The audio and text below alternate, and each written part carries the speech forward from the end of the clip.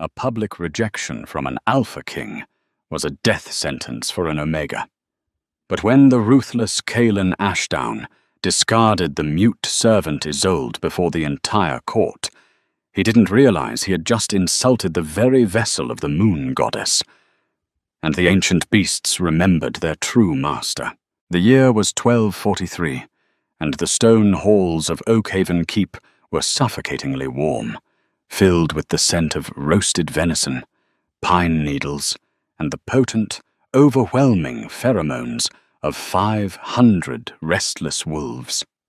It was the night of the winter solstice, the most sacred evening in the lycanthropic calendar. This was the great mating ceremony, a night where the moon goddess herself was said to weave the fates of the pack, binding souls together to ensure the survival of the bloodlines. In the shadows of this grand hall, far from the roaring hearths and the tables laden with silver and meat, knelt Isolde Merritt. Isolde was an Omega, the lowest rung in the brutal hierarchy of the Iron Mane pack. Worse, she was a silent one. A childhood fever had ravaged her vocal cords, leaving her entirely mute. In a society that valued fierce roars, dominant commands, and the vocal submission of a mate, Isolde's silence was viewed as a divine curse. She spent her days scrubbing the blood from the courtyard cobblestones, and her nights sleeping in the draughty cellars. She possessed nothing to her name save for a ragged woolen tunic and a surname that commanded no respect. On the raised dais at the head of the hall sat Alpha King Kaelin of House Ashdown. He was a terrifying vision of martial perfection, with broad shoulders draped in the pelt of a massive black bear he had slain with his bare hands. Kaelin's rule was absolute, forged in the fires of border wars against the northern rogues. His pack needed an Luna, a queen who could bear strong heirs and solidify an alliance with one of the powerful neighboring houses. Everyone expected the goddess to choose Lady Valeria of House Caldwell. Valeria sat near the front, her auburn hair gleaming in the torchlight, her posture radiating arrogant confidence. House Caldwell boasted 300 fighting wolves. A mating between Kaelin and Valeria would make the Iron Mane pack invincible. The heavy oak doors of the keep groaned open, and the hall fell utterly silent. Gideon, the High Seer, hobbled into the room. He carried the sacred chalice, filled with water drawn from the moon pool. The ritual was ancient and unbending. The seer would cast the silver dust into the water, and the divine light of the full moon, piercing through the oculus in the ceiling, would refract and illuminate the Alpha's destined mate. Isolde kept her head bowed, her rough hands clutching the damp rag she had been using to clean the floorboards just moments before the ceremony began. She prayed only to remain unnoticed. Gideon reached the center of the room. He chanted in the old tongue, a guttural, rhythmic sound that made the wolves in the room bare their throats in instinctive reverence. Kaelin stood, his amber eyes fixed on the chalice. He stepped down from the dais, his heavy boots echoing in the breathless silence. The seer tossed the silver dust. The beam of moonlight hit the chalice. The water hissed, bubbling with an ethereal luminescence. The light bent, forming a solid, blinding ray that shot across the great hall. It bypassed Lady Valeria entirely. It swept past the daughters of the noble lords, past the fierce female warriors of the vanguard, and struck the darkest corner of the room. The silver light bathed Isolde Merritt in an undeniable, brilliant glow. A collective gasp echoed through Oakhaven Keep. Hundreds of eyes turned toward the scullery maid.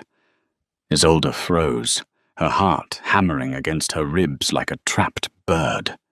She looked up, her wide, terrified brown eyes meeting the predatory, disbelieving stare of Alpha King Kaelin. "A mistake," a voice hissed from the crowd. Kaelin stalked toward her. The crowd parted like water. As he drew near, the undeniable scent of rain and crushed heather, Isolde's natural scent, normally masked by the lye soap and ash she worked with, hit him. The mate bond surged, an invisible electric tether snapping into place between them.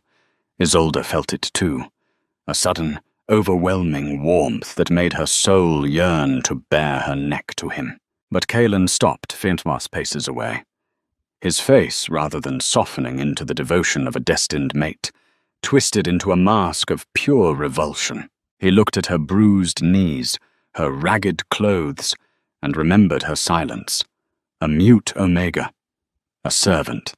If he took her as his Luna, he would be the laughingstock of the 5 territories. House Caldwell would withdraw their military support.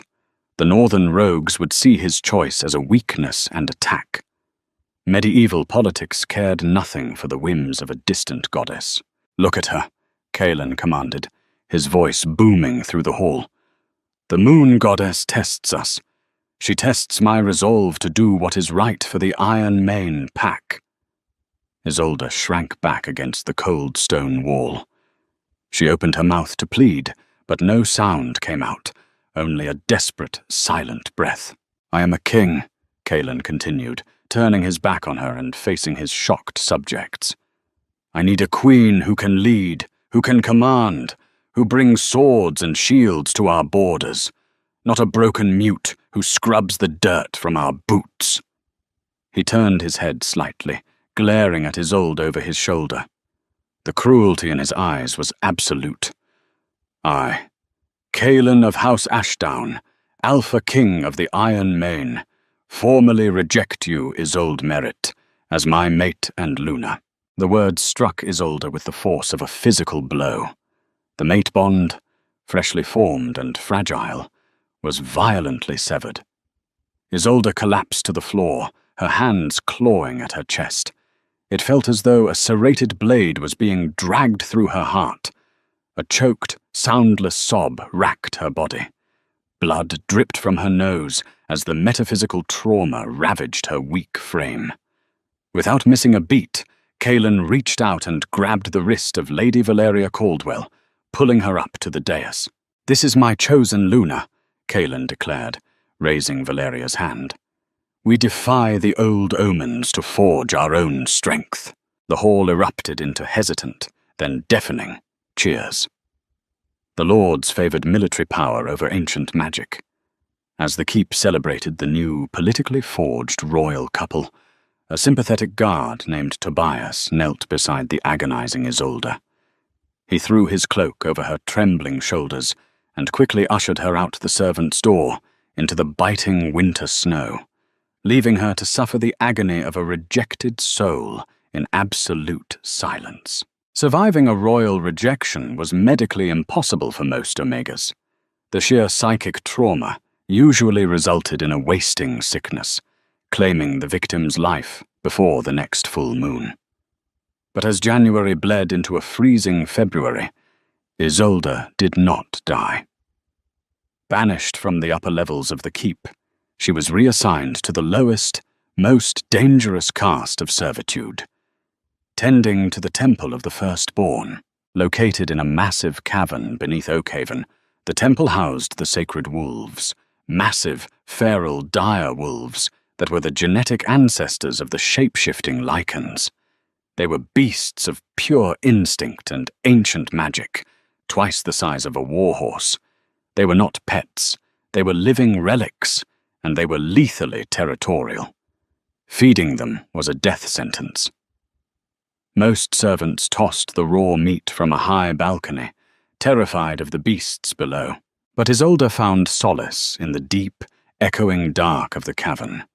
Stripped of her pack bond, ostracized by every living soul in the keep, she found herself unafraid of the monsters.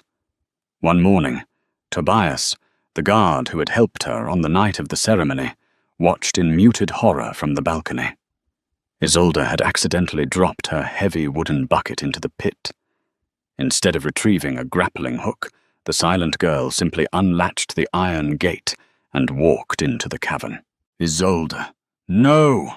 Tobias hissed, unable to shout for fear of startling the beasts. From the shadows, the alpha of the firstborn emerged. He was a staggering monstrosity of snow-white fur and glowing silver eyes, scarred from a century of dominance. The beast lowered its massive head, baring fangs the size of daggers. A low growl rattled the very stones of the keep. Isolde didn't run. She stood perfectly still. Slowly, she raised her hand. Tobias squeezed his eyes shut, bracing for the sickening sound of tearing flesh. But the sound never came. Instead, there was a heavy thump. Tobias opened his eyes to see the gigantic white dire wolf sitting on its haunches. Isolde stepped forward and gently pressed her small, scarred hand against the beast's massive snout. The creature whined, a high, subservient sound that defied all logic, and nuzzled into her palm. The other wolves, lethal and wild, emerged from the dark and immediately dropped to their bellies, crawling toward her in a display of absolute submission. Isolde Merritt, the rejected mute Omega, had tamed the ancients. Up in the keep, however, Kaelin's reign was fraying. The winter was unusually harsh, and the hunts were failing. Strange sicknesses plagued the pack's livestock. The elders whispered that the moon goddess was punishing them for the Alpha's defiance. Valeria Caldwell, now the Luna in all but divine right, felt the pressure mounting. Kaelin had marked her, but the spiritual bond eluded them. He was distant, often irritable, rubbing his chest as if phantom pains ached where his true bond had been severed. Valeria's spies reported that the mute girl was still alive, living beneath them. "She is a rot on this pack," Valeria hissed to her personal guard late one night. "As long as she draws breath, the superstitious fools in this keep will believe Kaelin made the wrong choice. She must be dealt with." Valeria could not simply have Isolde murdered. Kaelin, despite his cruelty, adhered strictly to pack law, and the unprovoked murder of a pack member would spark a rebellion. Valeria needed a crime punishable by the ultimate execution. The plot was set into motion with chilling efficiency. On the eve of the spring equinox, the keep was sent into an uproar. The moon chalice, the very artifact used in the mating ceremony, cast from pure silver and embedded with enchanted moonstones, was missing from the seer's sanctum. Kaelin ordered a total lockdown. Guards tore through the keep, searching every chamber, every servant's quarters, and every cellar. It was Valeria who suggested they search the lower caverns. Tobias led the search party into Isolde's small, damp alcove outside the temple gates. Isolde stood by, her eyes wide with confusion as they tore her meager straw mattress apart. There, gleaming accusingly against the dirty stone, was the moon chalice. "No," Tobias whispered, looking at Isolde. "You didn't do this." Isolde shook her head frantically, her hands moving in desperate, meaningless gestures.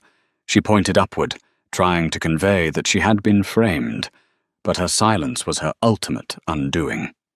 She had no voice to defend herself. She was dragged by the hair up the stone steps, thrown onto the polished floor of the great hall, before Kaelin and Valeria. "Theft of a sacred relic," Gideon the seer proclaimed, his voice heavy with sorrow. "It is an affront to the goddess." Kaelin stared down at Isolde. His chest ached violently. He hated looking at her.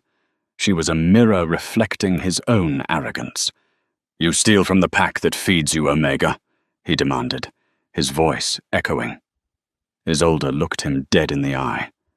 For the first time, she did not lower her gaze. Her brown eyes burned with a fierce, defiant light that made Kaelin's breath hitch. She shook her head once. "Lies," Valeria sneered from her throne, her hand resting possessively on Kaelin's arm. She steals the chalice out of spite, angry that the Alpha rejected her. The law is clear, my king. Theft of the divine is punishable by the judgment of the ancients.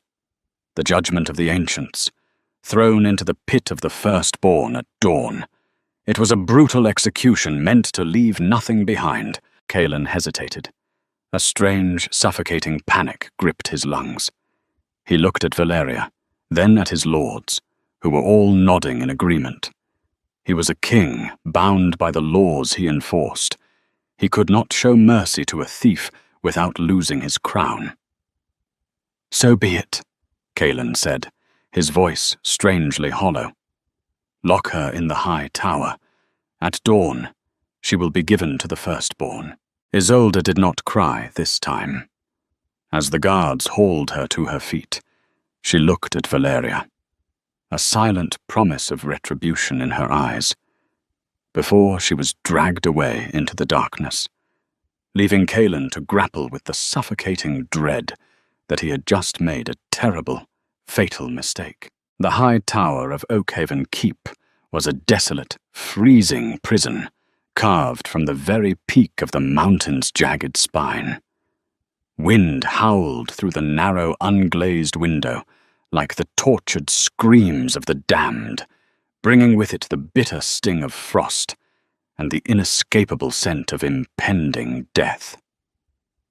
Isolde Merritt sat curled on the unforgiving stone floor, her thin, ragged tunic offering absolutely zero protection against the brutal sub-zero draft. Her wrists were bound tightly with heavy, rusted iron shackles that dug mercilessly into her bruised, fragile skin. Yet despite the agonizing cold and the terrifying reality of her looming execution, there were no tears left in her eyes. The profound, shattering heartbreak of the Alpha King's public rejection had already hollowed out her soul, leaving behind an astonishing, terrifying calmness. She was a silent spectator to her own demise. Miles below her suspended cage, Kaelin Ashdown paced the length of his lavish royal chambers like a cornered, wounded predator.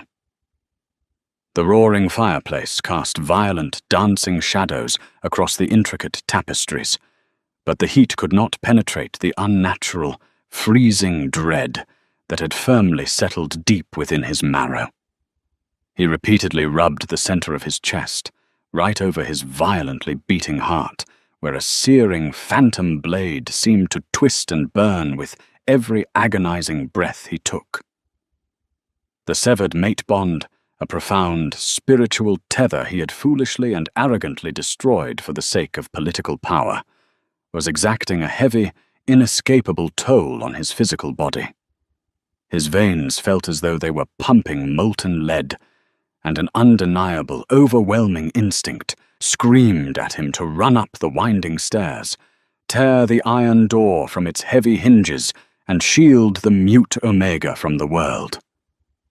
But he was a king, bound by the rigid, unbreakable laws of his ancestors, and he had made his choice. To complicate matters immensely, an extremely influential dignitary had arrived unexpectedly under the cover of darkness. Lord Montgomery of the formidable Western Highlands, a ruthless, incredibly wealthy noble whose private financial backing and massive private armies were absolutely crucial for Oakhaven Keep's survival, had demanded to witness the execution. Montgomery was a shrewd, calculating man who missed nothing, his piercing grey eyes constantly evaluating the strength and stability of Kaelin's reign. Showing even a single ounce of mercy to a convicted thief, especially a lowly, mute servant, would immediately signal fatal weakness to Montgomery, utterly destroying the fragile military alliance they had spent years meticulously building. Dawn broke with a violent, bleeding slash of bright crimson across the bleak, grey horizon. The heavy iron door to Isolde's cell suddenly groaned open, revealing the towering, imposing figures of 4 heavily armored royal guards. Tobias was not among them. He had been forcefully reassigned to the distant perimeter to prevent any foolish, desperate interference. Without speaking a single word, the guards aggressively hoisted Isolde to her bare, bleeding feet. They dragged her down the seemingly endless, spiraling stone staircase, her small, battered toes scraping painfully against the rough masonry. The descent felt like a slow, deliberate march straight into the yawning jaws of the underworld itself. The entire pack was already assembled in the massive, cavernous courtyard, directly overlooking the Temple of the Firstborn. 500 Lycans stood shoulder to shoulder in grim, oppressive silence, their breath pluming like thick smoke in the freezing morning air. At the very center of the courtyard, a massive rusted iron grate had been completely removed, exposing the terrifying, pitch-black abyss that dropped sharply into the ancient dire wolf's deadly lair. The guttural, bone-rattling snarls of the massive beasts echoed up from the terrifying depths, vibrating intensely through the soles of everyone's boots. Valeria Caldwell stood triumphantly beside Kaelin on a raised, velvet-draped platform, her auburn hair perfectly styled, a smug, venomous smile playing faintly on her perfectly painted lips. She wore an opulent, heavy fur cloak that starkly contrasted with Isolde's pathetic, freezing rags. Valeria leaned intimately into Kaelin, deliberately resting her hand over his pounding heart, projecting an image of absolute, united dominance to the watching crowd and the critical eyes of Lord Montgomery, who observed the proceedings with a completely unreadable, stony expression. Isolde was forcefully pushed to the very jagged edge of the terrifying pit. The sheer, dizzying drop made her stomach lurch violently, but she absolutely refused to struggle. She slowly lifted her chin, her incredibly dark, expressive eyes locking directly onto Kaelin's pale, strained face. In that single, fleeting moment, an entire universe of unspoken words passed between them. She did not convey fear, nor did she convey anger.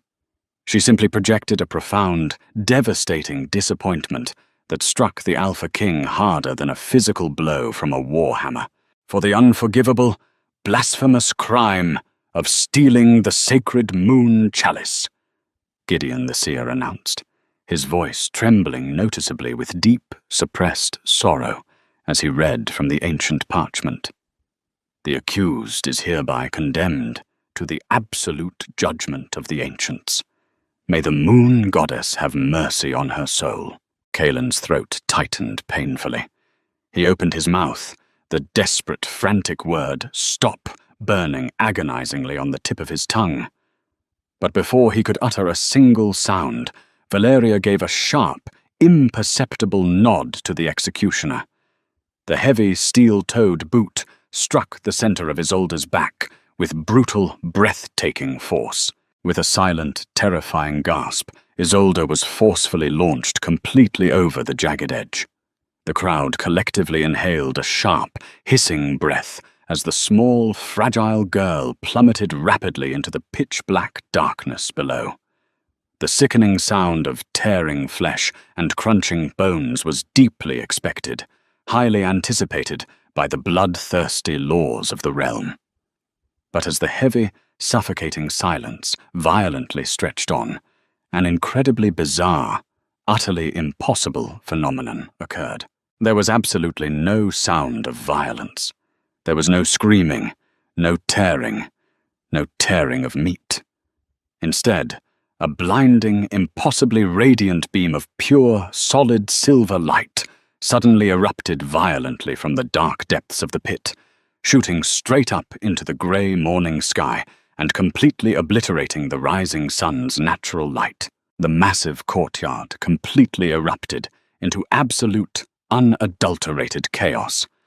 The fiercely blinding silver light was so incredibly intense that several heavily armored guards physically dropped to their armored knees, desperately shielding their burning eyes from the divine, overpowering radiance. The ground violently shuddered, a deep, rhythmic, seismic thumping that felt exactly like the powerful beating heart of the earth itself.